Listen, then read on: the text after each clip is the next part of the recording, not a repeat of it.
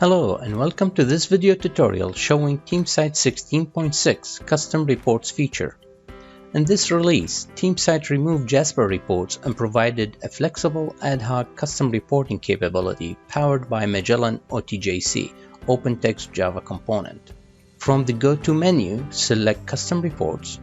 From here, users can create cross-tab reports and a variety of charts on the data that resides in the Teamsite reporting schema. The results can then be accessed through browser-based user interface. Click on Open and select an already created report. See a sample of 50 rows of the data. Click in Save and View will run and produce the full report. Users can export the data in multiple popular formats such as PDF, Excel, CSV, MS Words, and others.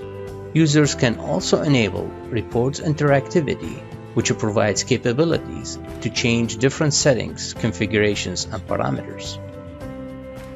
As you can see, Teamsite 16.6 provides a flexible reporting capability to create cross-tab reports and charts to generate insight into Teamsite events and performance.